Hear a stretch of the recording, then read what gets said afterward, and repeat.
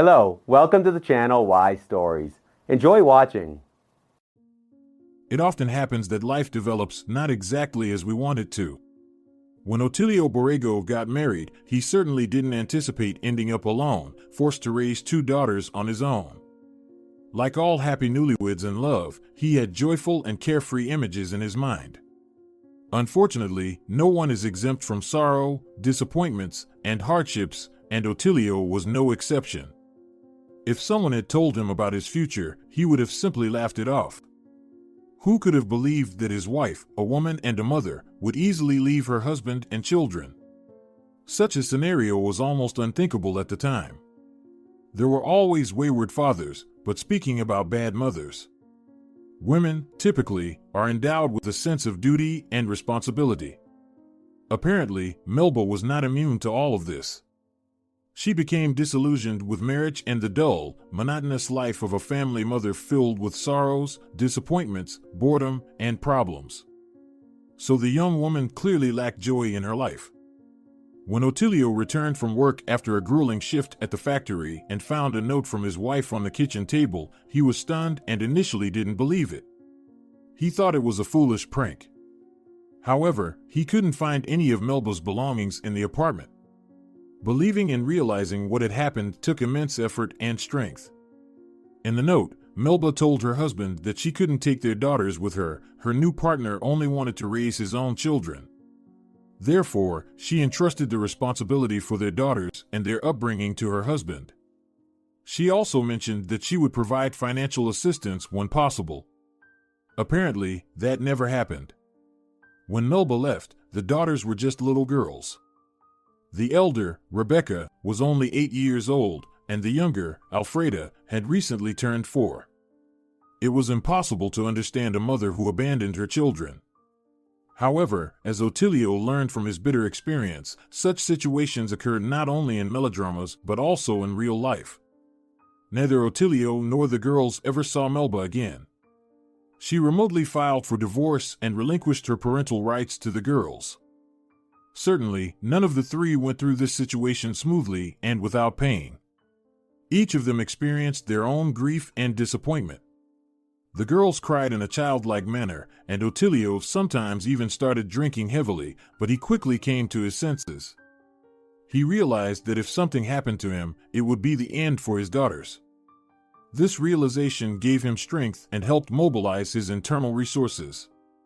The father worked hard to earn an extra penny and provide the best for his daughters. Now, he had to be not only a father but also a substitute for their mother. So he did his best. The man not only focused on financial support but also cared for, loved, and protected his daughters. He wanted them to develop comprehensively. Various clubs, music and art schools, swimming pools, everything was available to them just like any other children. Otilio himself developed a complex. He didn't want to deprive his daughters.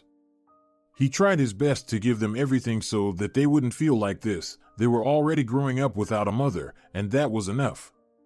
He felt that they already had childhood traumas. There was no need to worsen a terrible life situation. Naturally, with such a frenetic pace of life and an enormous amount of concerns and problems, the man had to put himself not just on the back burner but perhaps much further away. He didn't even consider the idea of tending to his personal life at all.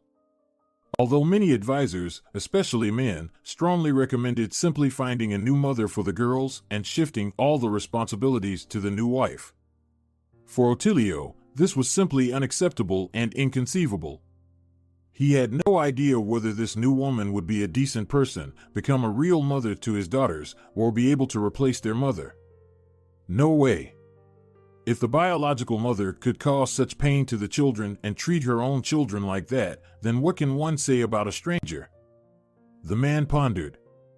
And perhaps his reasoning was logical. He didn't want to admit to himself that the pain was inflicted not only on the girls. He, too, was monstrously traumatized by his wife's actions. Otilio loved his wife very much and was not prepared for such betrayal, like any normal person. However, unlike many, he had no time to worry about himself or heal his pain. There were already enough things to care about, so he buried his emotions, feelings, and grievances as deeply as possible. With a strong will, the man cut off the past and tried not to think about or reflect on it. The future was ahead, and to make it happen, he had to solve new problems every day, hour, and minute. Raising two girls on his own was not the easiest task. As it turned out, girls and boys were from different planets and different universes. He fought with all his might to lift them up, accept them, help them, and protect them. It didn't always work, but he tried it every day. This hypercare, compensating for the absence of a mother, led to both daughters growing up as blatant egotists, if not worse. Their father was only of interest to them as a resource, and the favorite phrase was "give me this." However, in a family, there should be some balance between what people give and receive. Otilio, on the other hand, only gave. He gave them everything he had. And Alfreda and Rebecca only received things. But it was never enough, it was insufficient for them. From their teenage years on, it became extremely difficult for them. The authority of the father figures simply ceased to exist, if it ever existed in their early childhood. Out of habit, the man dumped all the blame on himself and took full responsibility for what was happening. The girls were only happy, hurting more with their already burdened sense of guilt. In the heat of an argument, to end it and tip the balance in their favor and emerge as the winners of any dispute or scandal, one could always shout at the end, "Mom left because of you and your behavior. She abandoned us because she couldn't live with you. It's your fault that we grew up without a mother. Our horrible childhood is your fault." And they didn't even believe it themselves, but it was such a convenient and always reliable manipulation tactic that they couldn't let go of it. It always knocked the man off his feet, forcing him to surrender instantly. He could no longer object or resist. So, was it his fault that Alfreda and Rebecca grew up this way? Yes, undoubtedly, it was. Perhaps, somewhere, he didn't draw the line and didn't assert his authoritative paternal word. But Otilio loved his girls so much and was afraid to hurt them even more. In general, everything unfolded as it did. Nothing could be changed anymore. What grew, grew, as they say. Both girls started arranging their personal lives at an early age. Hormones must have been raging, and by that time, their minds were barely functioning at all. Otilio had so many troubles with them. It's always like this with children at that age, they always make the same mistakes. They make foolish decisions, shouting that they are already adults. But when the inevitable moment of reckoning arrives, they, with tails between their legs, run to their parents and cry out, "It's a mess, help!" Otilio couldn't just put them in their place, he didn't have the moral strength for it. So, all he did was deal with the endless problems created by his daughters. Given their quarrelsome nature, egocentrism, and other charming qualities of young ladies, they always had problems. In general, nothing taught the girls to give back. According to their father, they were only used to taking and demanding. Taking care of him never entered their life plan. It didn't occur to them that a time might come when they would need to repay debts. When Otilio might need their help, support, and sympathy. That's why, when their father was suddenly diagnosed with cancer, it was a massive blow for both girls. Not because they felt sorry for their father. Perhaps a little, but that wasn't the main issue in the situation. The main issue was that they needed to take responsibility and start independently solving the emerging problems. Neither Rebecca nor Alfreda were ready for such a twist of fate. The girls talked among themselves and decided on a course of action. Of course, no one intended to tell their father about their plans. The girls, now young women, didn't consider principles of humanism or pay attention to moral considerations in their decisions and actions. No, they convinced each other that their steps were right and proceeded recklessly, disregarding everything. At first, they sweet-talked and made loud promises. They said many beautiful words, but it was all just to show off and to keep Otilio from doubts during the most critical moment. His daughters insisted that he sign a deed of gift transferring all the property he owned to them. Naturally, all of this was covered with eloquent speeches about doing it only to keep track and to quickly get funds for treatment in case of problems. They pleaded with their father for a long time. And, in the end, the exhausted father signed everything. Everything they asked for. It was easier for him to do this than to once again explain why he didn't want to. As soon as they left the notary, the man already understood what awaited him in the future. Unfortunately, he wasn't wrong. The whole plan for his beloved daughters became clear and ceased to be a secret. The apartment, money accounts, even the old car and garage, everything was divided among the sisters. They believed that the state should have taken care of their father, treated him, and looked after him. It's just amazing how people with such a worldview and character can even find excuses that they themselves believe in. Dad paid taxes, and now what? Should we pay for everything out of our own pockets? Alfreda said. Of course, it's absurd.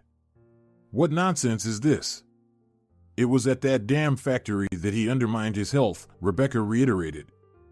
Instantly forgotten was how many years the man had provided for, cared for, and protected his daughters. None of that mattered. The main thing was to find someone to blame and point fingers at, no matter how absurd and illogical the arguments and reasoning were. Believing and attacking the accused was important, and, under no circumstances, they shouldn't have admitted guilt and should have denied everything. The girls unanimously decided that their father had ruined his health working for the state. He paid taxes, and now the state, and only the state, should have taken care of the man. Without any remorse, all of Otilio's property was almost instantly sold. The money was divided equally between Alfreda and Rebecca, and the sick and frail father was immediately sent to a city hospice to spend his last days. How much time he had and what his days would be like no longer concerned his daughters. They had achieved what they wanted and departed from this stage of his life with a clear conscience. Otilio was simply in shock, waves of horror washing over him. He keenly felt his complete helplessness and utter uselessness when his daughters brought him to the medical facility and left him there. By then, the sisters had stopped hiding their true nature and intentions, even a little bit. They didn't even say beautiful words or promise that they would visit and see their father. No, why bother? They've already got everything they needed. Did Otilio ever question whether he was to blame for what had happened? Oh yes, regularly. During countless sleepless nights, he tried to analyze his life and understand where he had gone wrong. What, specifically, had he done wrong?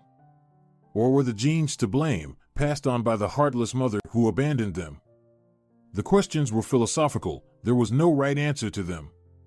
Altogether, they gave a result that was staggering in its scale of meanness and betrayal.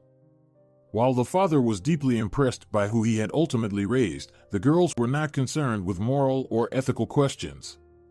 They both saw nothing extraordinary or condemnable in their actions and decisions. They both excellently supported each other in their meanness and hypocrisy, throwing it back and forth. We still have to live, everything is still ahead. Why should we forget about our future and spend our golden years, which we can't get back, by the bed of an ill man? It seemed they fueled each other and didn't give themselves the opportunity to doubt anything.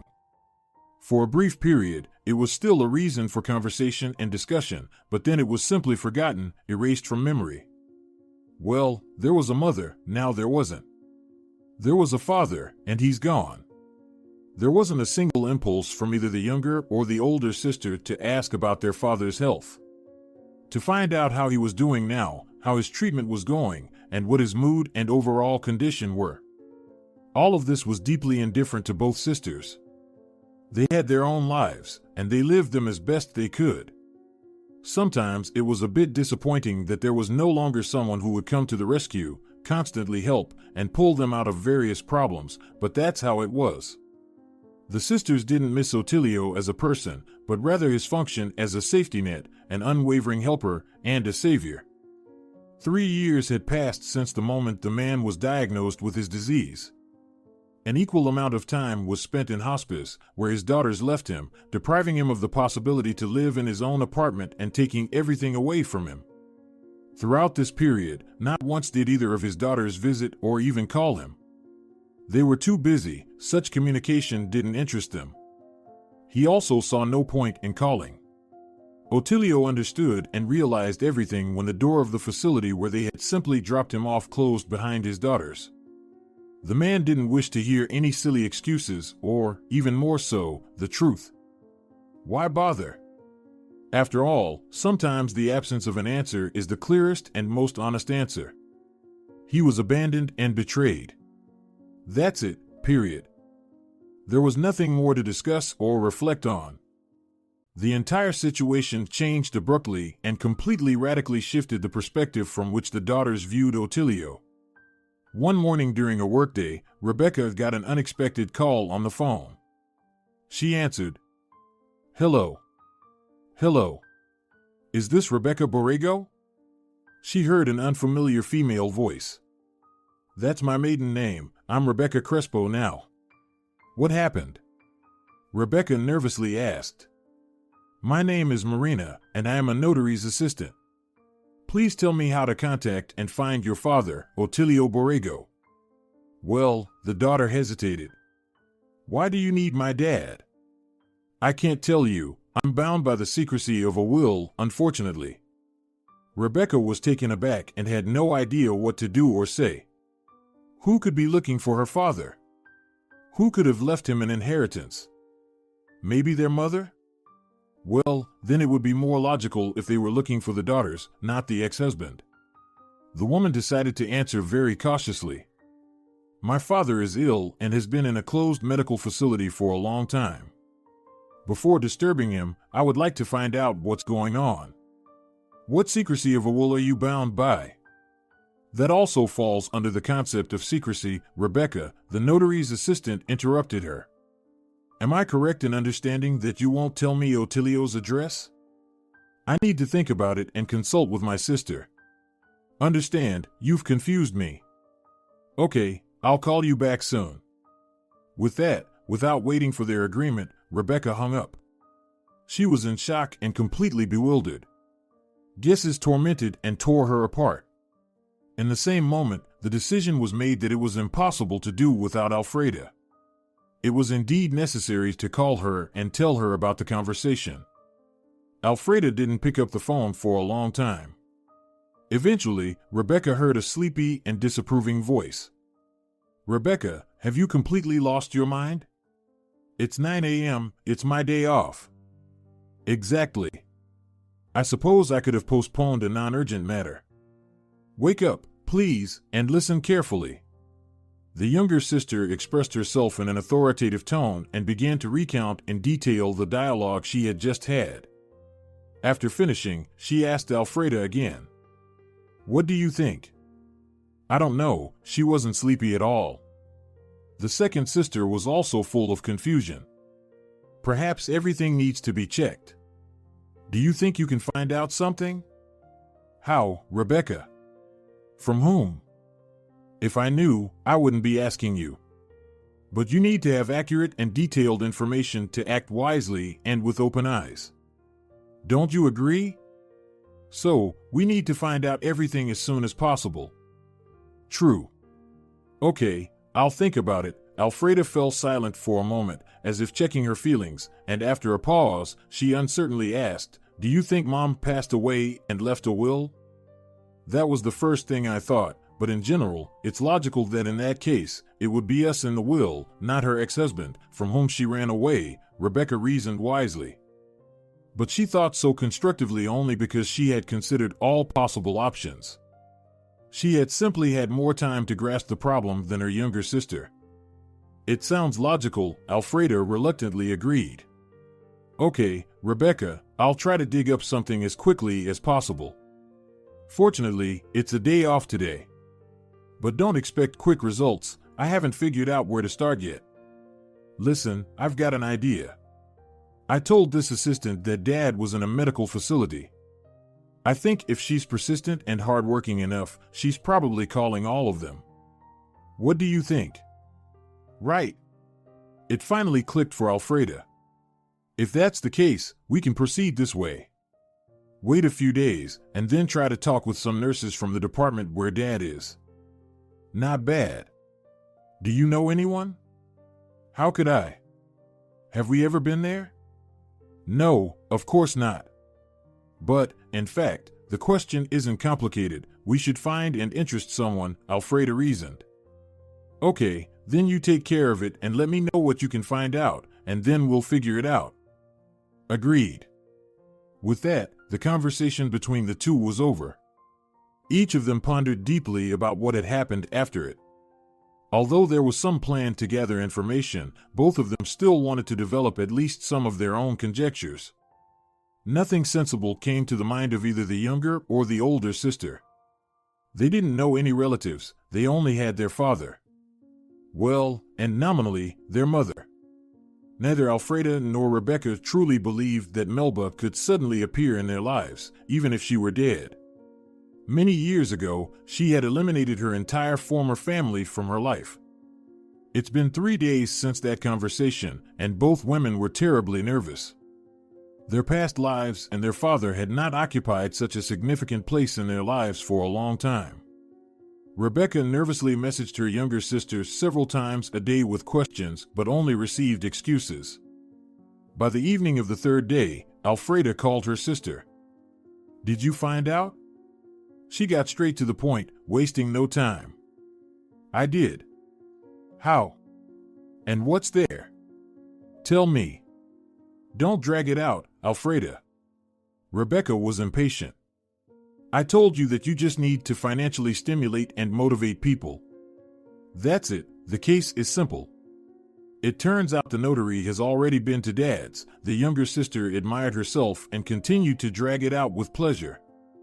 Rebecca only breathed heavily into the phone, eagerly waiting for information. In general, we would never have guessed it ourselves, of course. Dad had a brother, Salvador. I vaguely remember that he used to talk about him sometimes. Salvador immigrated to the United States in the 80s. He used to be poor for a long time. A typical tough life for an immigrant. But he got incredibly lucky. He married a rich old lady. She died and left everything to Salvador. Now both Salvador and all his inheritance are gone. That is, to our father. You're lying. Rebecca burst out, for whom this whole story seemed like a fairy tale. She was older and remembered this story better about her father's brother. But still, the whole story seemed too unrealistic. "Well, of course not, Rebecca. Why would I lie to you?" The younger sister replied in an offended tone. "The medical nurse from Dad's ward told me all this. She says everyone in the hospital is buzzing about this news now. Imagine the buzz, everyone is talking about it. This nurse, Lorenza, says she personally heard everything the notary said. And do we know what's in the inheritance?" Rebecca asked the main question, the one that interested her the most. "Ah, that's the main surprise. Yes, there's a list of properties on several sheets. Apartments, houses, accounts, and cars. The old lady used to be the wife of some big shot. I feel sick. Is this really true? It's even hard to imagine." It was evident that the older sister was genuinely in a state of shock. "You yourself talked to the notary's assistant and pointed out where to find Daddy." "Well, there you go, they found him, and they rushed to him right away. It turned out that it happened in the evening on the day they called you. So fast. I guess they're interested in finding the heir themselves. They get paid for such work. I'm in shock. You've completely stunned me. I still can't believe how lucky we are, Rebecca." Alfreda was overwhelmed with joy at her words. "It's only lucky for Dad at the moment," the older sister said. "Of course, I've been thinking about that too. I called you to briefly tell you everything I learned. I think now it's time to part ways and think carefully about this situation. How can we get involved, and how can we get a piece of the pie? What do you think?" "I'd really like that, of course." "Well, let's maybe meet at 8 tomorrow in our cafe and brainstorm." "Okay." Both women were in a state of euphoria, confusion, and perplexity simultaneously. Each of them experienced an indescribable range of feelings and emotions. Oh, If they only knew back then that on the horizon was not some shabby local apartment and a sluggish bank account. Of course, then they would have run for Daddy with open arms and a smile. But what to do now? Self-reproach was absolutely pointless at this point. If ifs and buts were candy and nuts, the story doesn't tolerate the subjunctive mood. Now the questions were completely different. How to try to fix the situation? Is it even possible, in principle? Throughout the next day, Alfreda and Rebecca tried to come up with a strategy for how to proceed. And honestly, they didn't want to admit it, but there were also questions. Should they have acted at all? They desperately wanted to believe that their loving, forgiving father would understand and forgive everything. But what if not? What if, when they showed up, all they got was a scandal and reprimands? They didn't even want to admit to themselves that such a reaction would be fair and honest. Mutual, for sure. Acknowledging this was very bitter and frustrating. After all, they had been building a brick wall of justifications for their despicable actions for so long. All these thoughts were swirling in the heads of both women. They were even more confused when they met than the day before. With each passing minute, additional questions arose, and more concerns added tension to the atmosphere. "What have you decided, sister?" Instead of a greeting, Rebecca decided to ask the main question. On the rights of an older sister, she would never admit it, but deep down, she understood that the younger one was much more cunning and resourceful than herself. "I think we have nothing to lose," Alfreda sighed. "What do you mean?" "Well, let's go. Dad will tell us to go away, yell, and make a scene. And so what? Is it a trifle compared to what's at stake? It's reasonable, of course, but..." Rebecca really wanted to know if Alfreda felt any shame herself, but she didn't want to start this conversation first. Fortunately, the younger one perfectly captured the mood. "Do you want to ask how my conscience is doing?" Alfreda smirked. "It's fine, but no worse than yours. I see no point in worrying about what's already done and long gone. Honestly, mine is not doing well. You can consider me a rag, as usual, but I can't even find the right word for this emotion. Awkward? Probably. It's one thing to live and convince yourself that everything was done right. Another is to look our father in the eyes. We will have to talk to him to explain everything." And so? Alfreda completely didn't understand the sister's emotional torment. "Alfreda, what should we tell him? We promised care and attention, and we sentenced him to spend the rest of his days in hospice and took everything away. I don't understand. Did you only find out about this today? You lived with it for 3 years, and it was okay. It didn't pinch or bother you. And now suddenly..." "Yes," Rebecca interrupted. "It's one thing to make deals with oneself, and a completely different thing is to look at his eyes. We will have to talk to him and justify ourselves." "I don't know. I think if he wanted to accuse us, he would have called back then when he realized we ditched him," the imperturbable younger sister replied. "Listen, how can you say that? Do you have a conscience? Oh, here we go. Rebecca, did I come up with this all by myself? Maybe I did it alone? Maybe you didn't participate or didn't take your share of the money. Maybe you didn't visit Dad all these 3 years?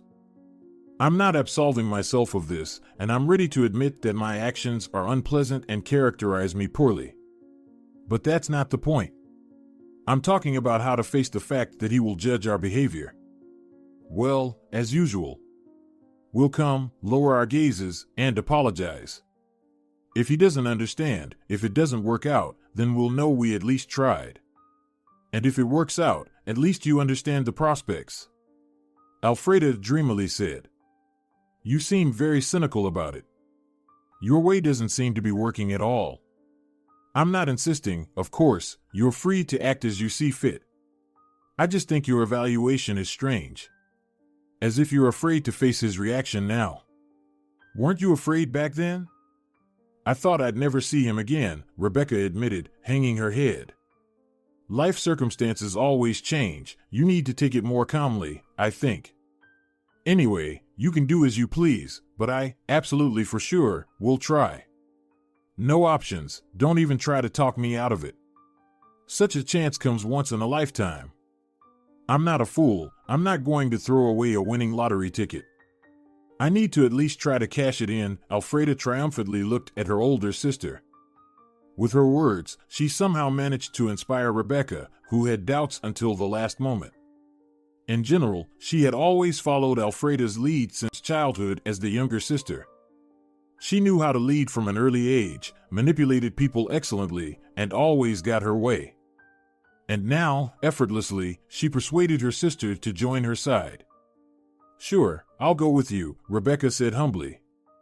Well, all right then. Lift your spirits, sister. You act like you're going to work hard. He won't hit us, for sure. Well, maybe scold a bit, so what?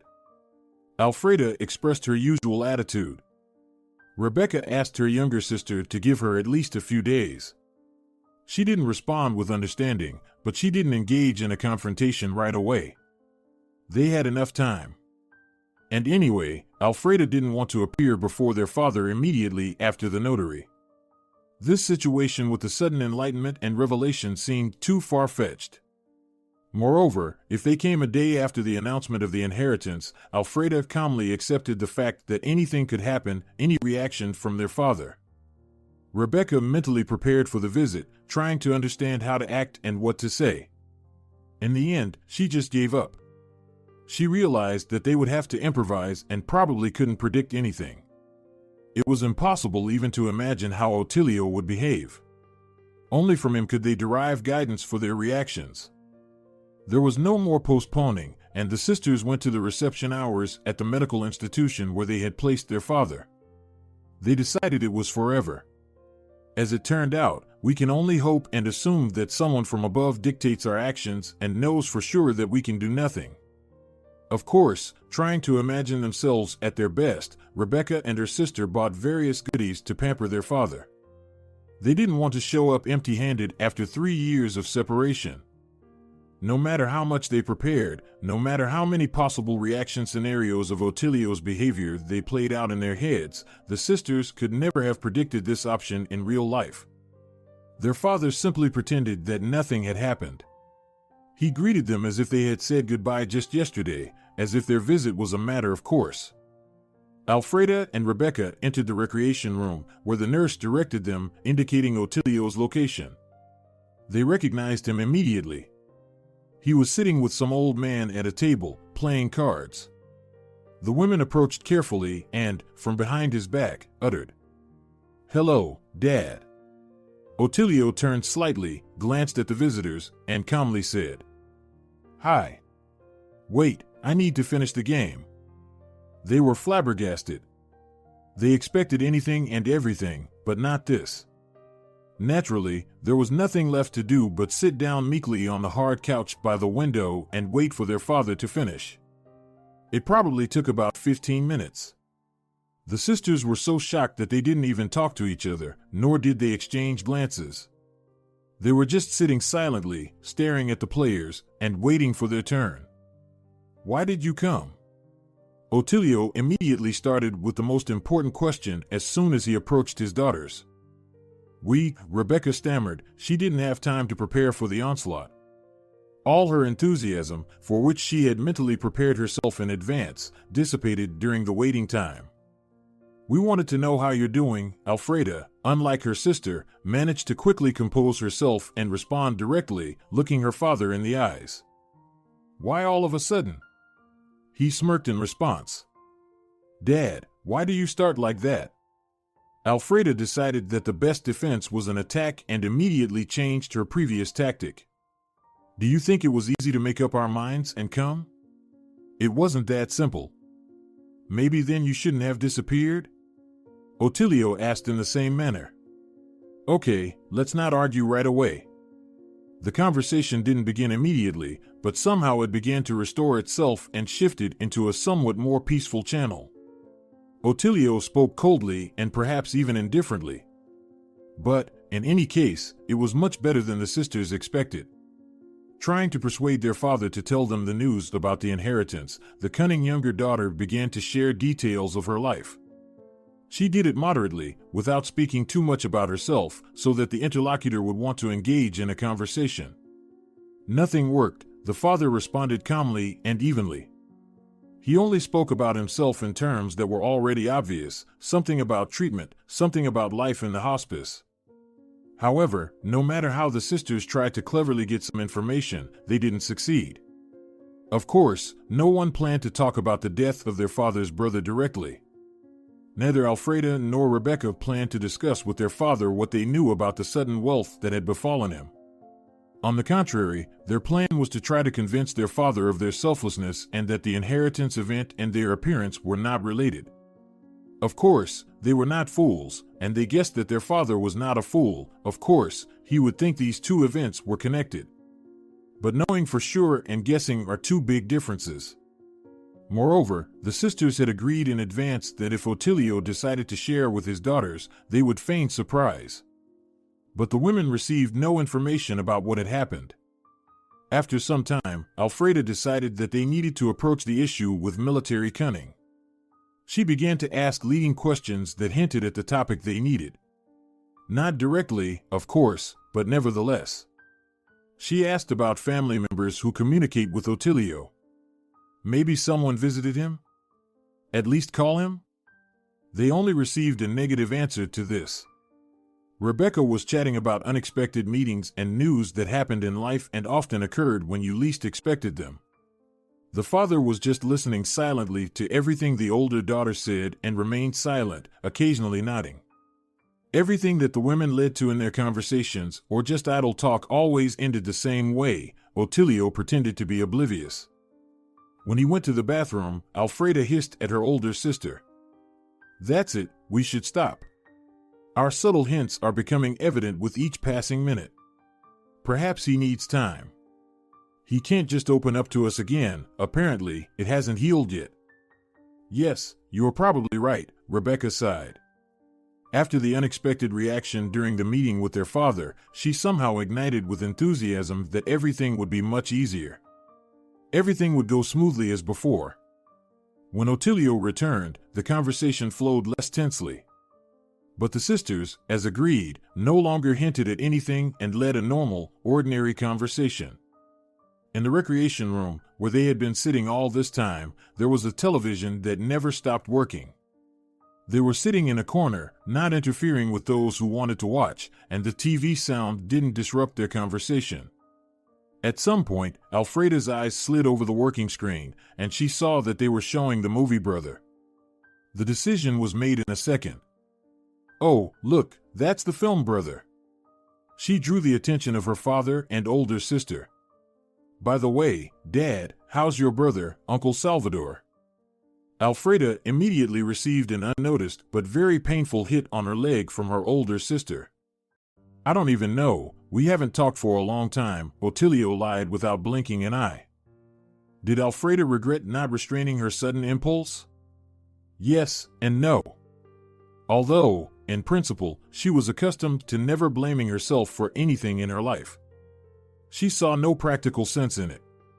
One thing became clear: her father was not ready to surrender his position and defended his secret.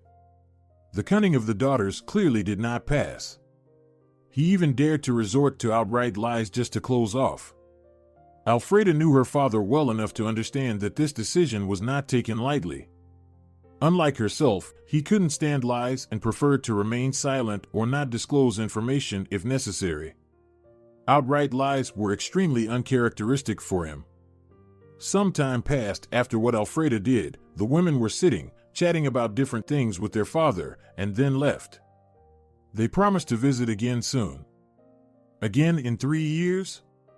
Otilio couldn't resist a sarcastic remark. Of course, the sisters tried awkwardly to turn this question into a joke.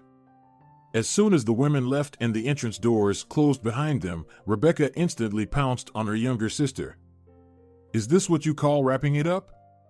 Why did you even do that?" She almost shouted. Opportunity presented itself. "But you noticed that Dad lied, even though he hates lying." So all our tricks and half-hints were like water off a duck's back. He intends to keep this information to himself until the end. When he didn't tell us to go away immediately, I thought it would be easier, honestly, Rebecca gloomily admitted. Between us, over the years, a wall of mistrust has grown, and our task is to break it down so that he starts trusting us, Alfreda patiently explained. Do you know how to do that? No, we need to think about it. Analyze what happened today, draw conclusions, and avoid mistakes. Rebecca looked approvingly at her younger sister but decided not to say anything. What was the point? She knew very well that Alfreda was much better at dealing with these matters. Alfreda had been a master of manipulation and a great strategist since childhood. So, whether the operation would be a success or a failure depended solely on her. Rebecca could only play the role of a calm executor of someone else's will in this case. So, until tomorrow? The older sister asked. Yes, I'll think and come up with some options. Now I need to go home, take a rest, and lie down in a hot bath. I'm tired, honestly, and exhausted. That was decided. The sisters said their goodbyes and agreed to meet again the next day to think with fresh minds. The next day, Rebecca eagerly awaited Alfreda's call early in the morning. Unexpectedly, even for herself, she had some thoughts. When they finally met, the older sister immediately began to explain. Alfreda, I couldn't sleep all night, trying to put myself in Dad's shoes. You understand psychology perfectly and know how to make people do what you need, but I don't make a monster out of me, okay? The sister interrupted. Hold on. Listen to me. I tried to put myself in Dad's place. What would I do in his situation? Especially since we already know something. We have something to start with after yesterday's meeting and talks. In general, I think we need to get rid of his disbelief and mistrust by any means. Why don't we just ask him outright what he wants? Admit our fault, say that we were young, foolish, and didn't know what we were doing. And he'll fall for it. Are you serious? Listen, Dad doesn't know that we know about Salvador's death and that Dad is his only heir, Rebecca argued. He's not stupid, Rebecca. He can add 2 plus 2. What do you think? Even a 5-year-old would have figured it out by now. Alfreda completely rejected the proposed behavior concept. You just don't want to listen to me. Yes, he's not a fool. Yes, he can guess why we came up with this. Who's arguing? But I suggest admitting our fault and actively repenting. Do you get it? Actively. Are you suggesting we directly ask him what he wants and under what conditions he'll believe us? Believe that we've changed our minds and realized our wrongdoing? Alfreda asked, raising her right eyebrow as a sign of increasing distrust. That's exactly what I'm saying. Seems like nonsense to me, the younger sister muttered. Well, what do you suggest? Rebecca asked, although such behavior in her relationship with her younger sister was completely uncharacteristic. I don't know, I haven't decided yet, Alfreda stammered. Listen, you can't decide or come up with a plan. Then just listen to me. I rarely ask for this. It's an emotional problem, do you understand? What is our main goal? The inheritance. How do we achieve it? To make Dad believe in us again despite what we did in the past, Rebecca hesitated slightly, but then gathered herself under the heavy gaze of her sister and continued. So, I am absolutely, 100% convinced that the only way to achieve this is through honesty. Clear, cautious honesty. We shouldn't say that we appeared in his life just because we found out about a very serious inheritance, the woman chuckled. Nevertheless, honesty is the foundation. Then he will give us his conditions. And here we have to go all out, whatever it takes. Break ourselves into pieces, but do everything he asks. Brave, very brave, Rebecca. And it's clear what he'll ask for. What would you ask for if you were in his place?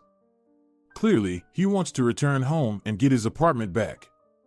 Well, that's a test of strength. Rebecca exclaimed so loudly that other restaurant visitors began turning to their table. quiet. What are you doing? Well, okay, let's assume it's a test. But we'll really have to do it if we follow your logic and your plan. And how did you want it, Alfreda?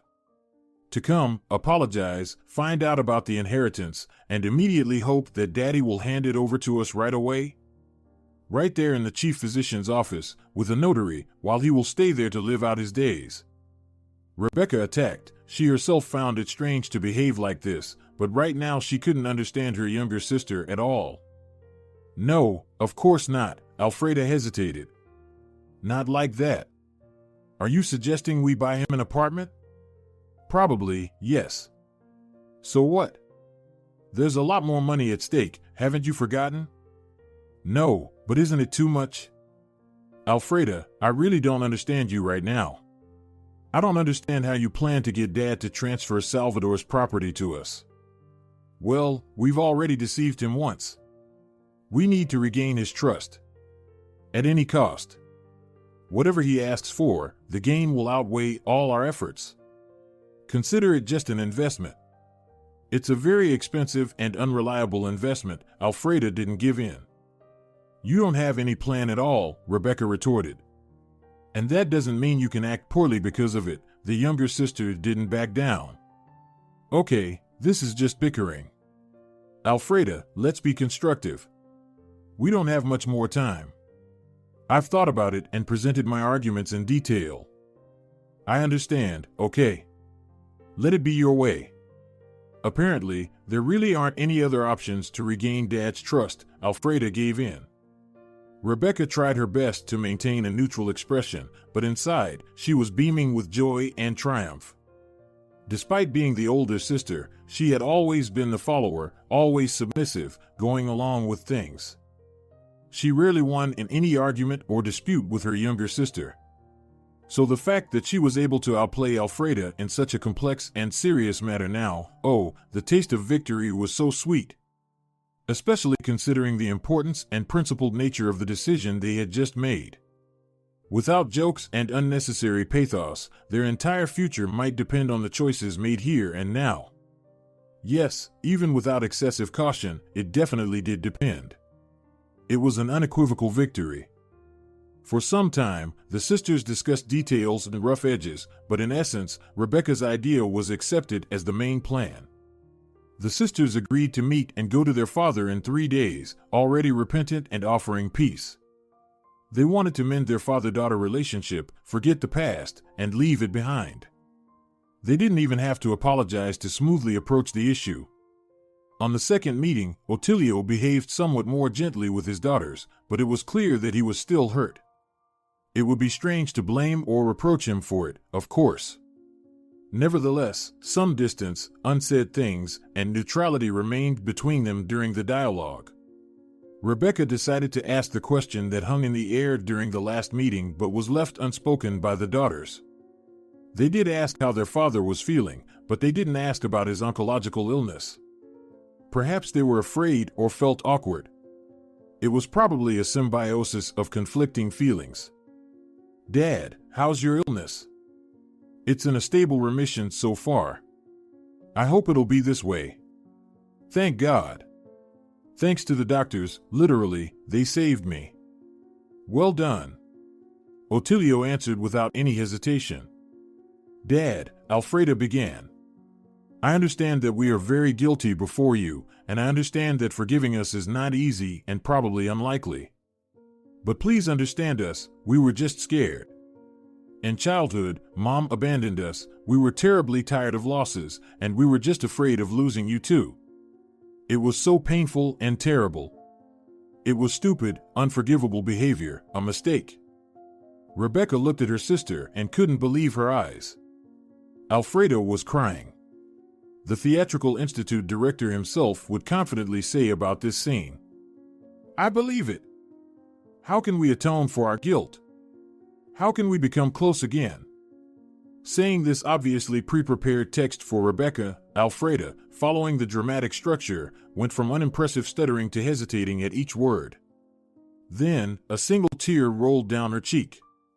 And on the last crucial question, she slightly broke down in tears. Rebecca was shocked by her sister's artistic abilities and couldn't shake off the thought, surely, she used these tricks against me, too, more than once, these acting antics. But she quickly dismissed it. After all, now was not the time or place for reflection. It was necessary to maintain the face and mood of the team Rebecca was playing for. She couldn't cry like a sister, she didn't have those abilities. But she quickly portrayed a suffering, mournful, and sad face, as well as repentance, which was supposed to be read from the woman's stooped and slightly lowered head. Otilio seemed as if he had been waiting for this main question. He hesitated a bit for the sake of decency and to maintain a pause, but the answer was clearly prepared. Well, what can I say to you, girls? To restore our relationship and regain my status quo, I want to come back home. As you understand, living here is not happy at all, it is just bearable. But, of course, I completely understand, Rebecca eagerly confirmed, interrupting her father. After that, the topic was not further discussed, it somehow faded away on its own, and the dialogue shifted to another subject. Although each participant in the meeting, of course, could only think about what had been said. And they pondered what would come next and where it would lead. Otilio, naturally, was waiting to continue this topic, while the girls wanted to consult with each other again. Their father didn't notice, but they exchanged glances. Over the years, they were certainly able to understand each other without unnecessary words. And without verbal communication, each understood what was on the other's mind at a given moment. After they left, the sisters automatically turned and headed to the park. They walked in silence, each immersed in her own thoughts. Both Rebecca and Alfredo were trying to figure out how to take advantage of what was happening. What do you think? Rebecca was the first to speak as soon as the sisters sat on a bench away from prying eyes. Well, what? If we've decided to accept your plan, then we need to act. We need to go back to Dad in a few days and tell him that we agree to his terms and that they are fair. I thought for a long time after our last conversation in the restaurant and came to the conclusion that you were right after all. Probably, there's no other way for us in the shortest possible time. If we want to get the Salvador inheritance into our hands, we inevitably need to gain complete trust from Dad and rehabilitate ourselves as much as possible in his eyes. I'm glad we've reached a consensus. Maybe we should split the cost of the apartment for him? What do you think? I think so. Sharing risks and rewards, right? Do you think we can pull it off? Rebecca asked her younger sister a bit ingratiatingly. Right now, she really missed a shoulder she could always rely on. If we play it all out wisely. Oh yes, about playing it out, you just killed me today, Rebecca interrupted Alfreda and rambled on. How could you play it like that? When you started crying, I almost burst into tears myself. Well, what did you expect? We need to put all our effort into this now, we have no room for error. Rebecca, I want you to listen to me carefully. It's really important now. We are in the same boat, and if we suffer a shipwreck, it will affect both of us. And if we emerge, it will be a shared victory and success. We must fully dedicate ourselves to solving the current problems right now. If we've decided to get into this, that's it, we're going all the way. It doesn't sound very promising, to be honest, Rebecca admitted her fears. Well, my dear, you came up with it yourself and agreed to Dad's conditions, actively repenting, as you put it. Why retreating now? No retreating, Alfreda. It's just the way you talk about it, as if our whole lives depend on it, she faltered, realizing that in essence, that was true. Indeed. You even stumbled there. We're risking money for the apartment. Well, if worse comes to worse, we'll sell it. And we risk that if we make a mistake, Dad will run away to the islands with all the money, and we'll be left here. We'll be watching him lie on the beach, enjoying the sun and sipping cocktails. Alfreda, you seem to have taken my ideas too much to heart. Can you ease up a bit? Rebecca was bothered by how deeply her younger sister embraced her arguments. Even the joy of winning the argument was no longer enjoyable. A tough conversation had taken place between the sisters. There were arguments and disputes. A consensus was reached only after several hours. They decided that it was foolish to turn around and flee the battlefield now. They were already mentally exhausted by this situation. It would be strange to leave this idea behind. They decided that, for better or worse, they would do what Otilio said. Yes, and if he says jump, the only question is how high, Alfreda joked sadly. It's the price to pay. Well, who knew it would turn out like this? If 3 years ago we had known that Salvador would settle so successfully and that something might go wrong for us, then we couldn't have even thought about such a thing.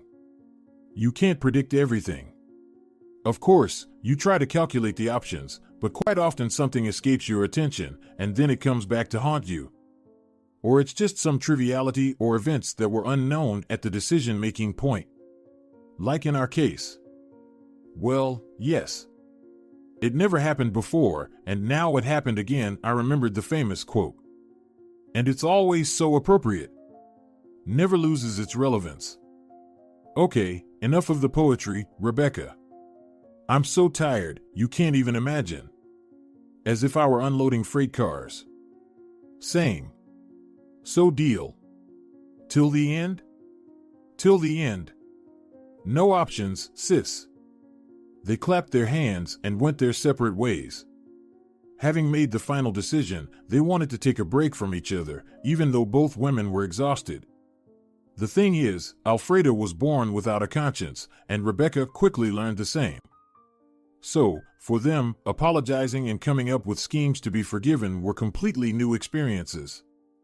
In an ordinary situation, they would twist and turn until the last minute to avoid being in the guilty party's position.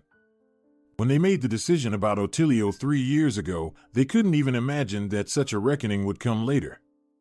If the prize hadn't been so significant, they wouldn't have budged from their positions. They wouldn't have subjected themselves to such self-mockery or gone against their nature for any other reason. Greed motivated them greatly and compelled them to make concessions that couldn't be motivated by anything else. Finally, it was time for their next visit to their father. They needed to honestly and openly declare that they were ready to accept his conditions. They were ready to bring him home and buy him an apartment. When they arrived, Otilio was once again playing cards and asked his daughters to wait. He employed the same tactic as in the first meeting, trying to confuse them and deprive them of prepared responses and behaviors. The man understood from the first time that circumstances had favored him and the trick needed to be repeated. The sisters had to wait patiently again, observing their father's deliberate leisureliness. When he approached his daughters, the conversation initially revolved around trivial matters. They talked about almost anything but the essential issues, as if they were strangers. Rebecca's nerves gave way first, and she got to the point, starting with the main issue. Dad, Alfreda, and I have thought about the words you said during the previous meeting. What are you talking about right now? The man intentionally interrupted his older daughter, attempting to throw her off and demonstrate his complete detachment and lack of interest. I mean that for you to believe in us, we need to repent, not just in words, of course, but demonstrate that we have changed. For your sake, we are willing to change. Rebecca's communication style slightly threw off her father. She stumbled a bit, but overall, she held herself well. It looked quite convincing from the outside. So, it's clear that you want to come back, leave here, and live alone again. It's fair that you're asking us to buy you an apartment. Of course, we are obligated to give you back what we took. Finally expressing the main point, Rebecca lowered her head, portraying complete submission and readiness to accept any fate. Otilio remained silent, merely shifting his gaze between one daughter and the other. Yes, Dad, Alfreda decided to intervene and support her sister. We've decided that this is the only possible way to restore our relationship. To bring them back to the point where we once stopped. We truly regret that we hesitated back then and acted unfairly. Can you let us make things right? We're family, we should be together. We love you very much, really, Alfreda concluded her speech with tears welling up again. To Rebecca, it seemed a bit forced, like an excessive grotesque, but it would suffice. The daughters looked at their father, lowering their gaze and awaiting his response. He showed no emotions, his face revealing nothing, and, apparently, he had no intention of speaking. He was thinking it over. The sisters were staring at him, frozen, anticipating his reply. "Fine," Otilio finally uttered. It was evident how the daughters breathed a sigh of relief at his initial response. "But how do you envision this?" he asked. The sisters hesitantly exchanged glances, as if not fully understanding the essence of the question. Alfreda took the initiative. "What do you mean by how?" "We'll buy an apartment and take you away from here." "Whose apartment will it be?" the father asked sternly. "Well," Rebecca hesitated. "Is that important?" Alfreda asked, almost defiantly, but quickly realizing her position, she added, "I really don't understand." "No, my girls, it won't work like that. Let's rewind a bit. 3 years ago, I signed a deed of gift for all my property to both of you and ended up here." The man gestured with his hands, as if illustrating his speech. "So, I'll only return to my apartment without any encumbrances. I'm not a boy running back and forth." But Alfreda tried to find arguments in her favor, but nothing came to mind. "Besides, I'm not a fool. Understand, I'm here on the basis of my previous diagnosis.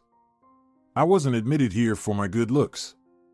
Currently, I don't have any diagnosis nominally, and if I leave, no one will bring me back here," Otilio asserted reasonably.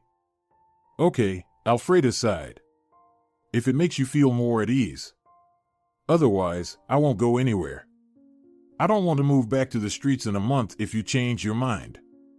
It's one thing to live in a shelter and another to be on the streets." The man was incredibly persuasive in presenting his arguments. "What are you saying? How can you?" Rebecca started to speak up for sense, but when she wanted to continue her prepared phrase, she realized how silly it would look if she said it. After all, they had already evicted their father upon closer inspection. "So, we'll buy the apartment, and it will be your property," Alfreda interjected to salvage her older sister a bit. Rebecca looked at her in gratitude. "If we're going that way, girls, I also want the money. The ones from my personal savings. What's left after selling the garage and my car," Otilio continued without stopping. He wanted to restore the initial financial status on all fronts. "Okay, of course. We'll open an account in your name and deposit the money there," Rebecca declared, not waiting for the reaction of her younger sister, even disregarding it. Because, firstly, she understood that there were no options, it was a fair demand from her father. Secondly, she still felt awful after the thoughtless remark and was trying to redeem herself in her father's eyes. "Of course, it'll be yours," Alfreda repeated like a sleepwalker. She, too, understood the futility of arguments. Both women realized that this was their only chance. If they protested against any of Otilio's demands now, it would be the complete and irrevocable end of their relationship. There would be no way to help them afterwards. They had trapped themselves, and now they were enjoying the fruits of their vigorous activities. The only comfort was that each sister whispered to herself like a mantra that this was not an expense in vain but an extremely successful and profitable investment, a ticket to their bright future. Inwardly, they hoped that he would not ask for anything beyond this. After all, their resources were also limited. Fortunately, in this conversation, Otilio did not continue this topic. They agreed on the main points, and it was good. The women were already exhausted, it was quite enough for them. But then the sisters' lives turned into a real nightmare for a while. The ordeal began when the father was very picky about choosing an apartment. He didn't like one, then the other. Either he wasn't satisfied with the neighborhood, the building, or the floor. "Dad, what do you want?" Rebecca couldn't help asking after Otilio once again rejected a bunch of listings even before viewing them. "My old apartment," the man answered angrily, glaring at his daughter. That argument was strong, of course, there was no way around it. What could you say to that? How could you respond? Right, he was right on all accounts. And they were wrong, so they had to stand obediently and execute the commands given by the head of the show. When they found a suitable apartment and the father was satisfied with the personal inspection of the living space, a new ordeal began. Now, he insisted on good renovations. I want my apartment to be like the one normal people have, like I had before. With this, he tormented his daughters, endlessly scolding, being dissatisfied, and criticizing. Otilio acted like a spoiled child, extracting more and more from his daughters. His appetites only grew. There was always something wrong, whether this or that. The renovation cost was something the daughters didn't even want to remember because their eyes would instantly twitch. It took an enormous amount of effort, time, nerves, and, of course, money. Then came the negotiation about the amount the daughters had to repay their father. $1 million. $1 million, Otilio insisted. Are you out of your mind? Seriously? For the shabby, rundown garage and the car that was falling apart? Alfreda defended her interests in some way. Well, you shouldn't have sold my car and my garage. Now we wouldn't be arguing about their value. And that was how he responded to everything. Indeed, an ironclad argument. What could he say to that? Nothing. To agree, again and again, to go along with it. One day, after another meeting with their father, the sisters went to Rebecca's place to have a drink. They didn't want to see anyone, they needed support. But who could give it to them now, if not each other? What a cunning old fox he is. Alfreda began her rant, not even taking a sip, just pouring the first portion of alcohol. First, he demands the apartment, and then he insists on it being in his name. And now, renovations? Unbelievable. Neither you nor I have anything like that. He's quite the shrewd one, isn't he? Her older sister, who was also in a foul mood, said. Money in his account. Is that okay? He's asking for $1 million. Well, that's beyond the realm of good and evil. Don't you think? The price of his garage and that rickety bucket with nuts was, by those times, maybe $250 at most. If not less. Don't remind me, please. It makes me want to cry. I've already begged for so much money on the sly. Alfreda was terribly indignant. Talking with their father became increasingly difficult, and hiding their true feelings and emotions was incredibly challenging. Oh, don't even mention it. I've spent almost all my savings, Rebecca shared. I've already borrowed money. I have nothing left. When I get furious, the older sister shared, I think it's payback for our thoughtless actions. We need to work it off. Then there will be the lesson, and the universe will reward us again. It's tempting, of course. I also think about everything that Nurse Lorenza talked us into at that time and then calmed down. But when I talk to Dad, it seems like I'm about to explode, and sparks will fly from my eyes. I feel absolutely the same. But telling him no right now. Have you lost your mind? Alfreda interrupted the older sister. So much has been done, so much has been spent. All for nothing?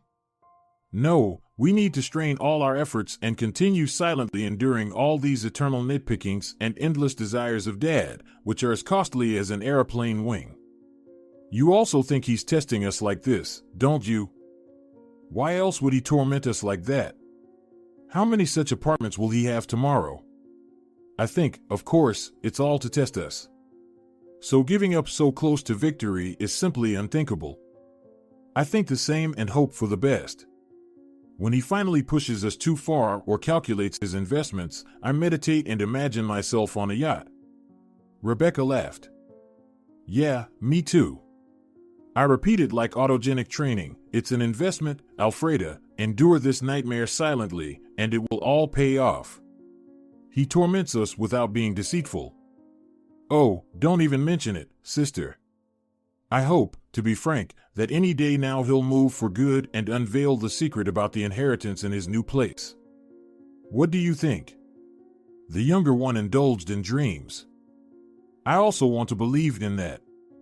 After all, in my opinion, we passed the test with a 6 out of 5. Not, it's a 10. What are you talking about? We returned everything we took and even more. Not without a nervous tick, but we did return it, didn't we? Alfreda flared up. Rebecca contagiously laughed in response to her younger sister's sharp reaction. They endured everything quietly and peacefully, hoping that any moment now, Otilio would finally relent and thaw. A few days passed, and Alfreda called her older sister.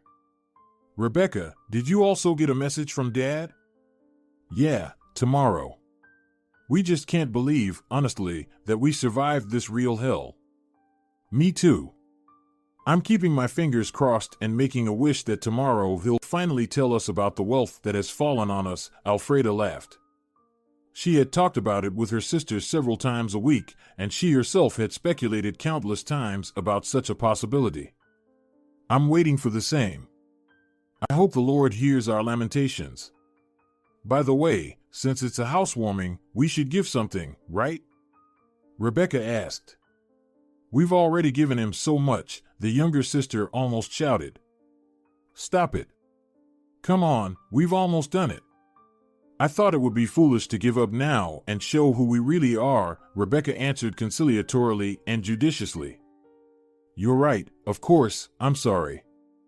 I'm already so nervous and under chronic stress. Sorry for losing my temper. I don't know, what do they usually give? Probably something for the house. Okay, buy some inexpensive indoor plants.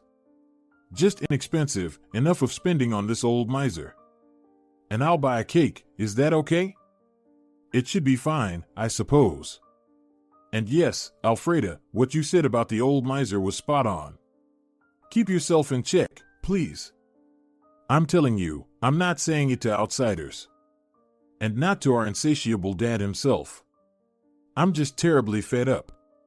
I'm in debt myself, thanks to his stupid test. Come on, pull yourself together. Just a little left, Rebecca encouraged her younger sister and disconnected.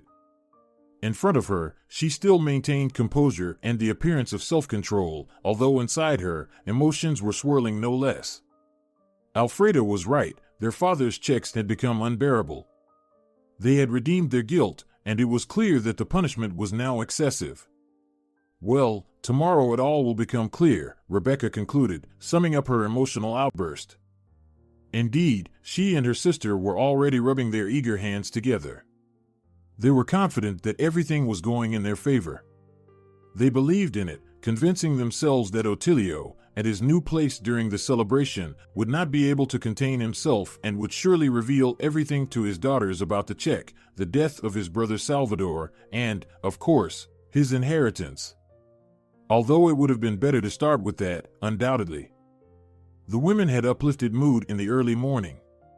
They anticipated the end of their torment, the finale, and the resolution.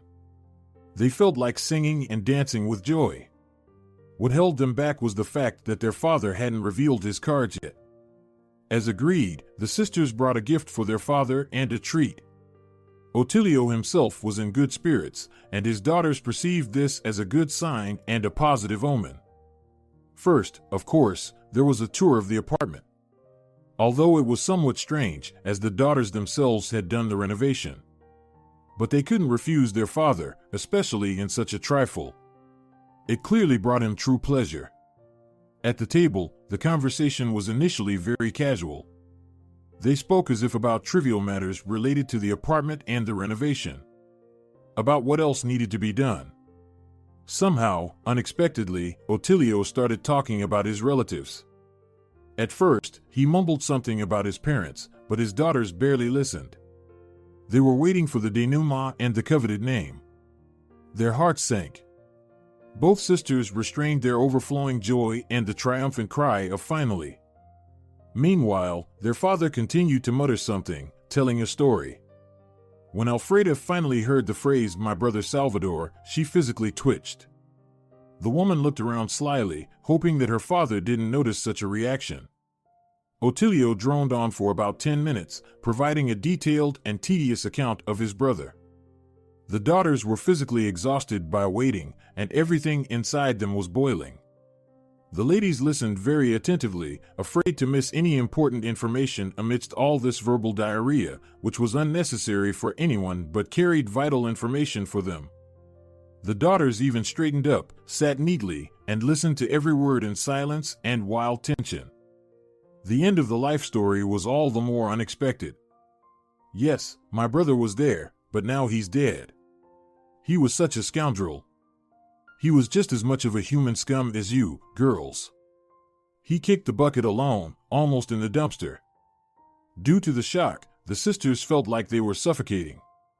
Of course, Alfreda couldn't resist, and, looking at her father's satisfied smirk, she asked again, "What did you just say?" "That my brother Salvador kicked the bucket alone and in poverty.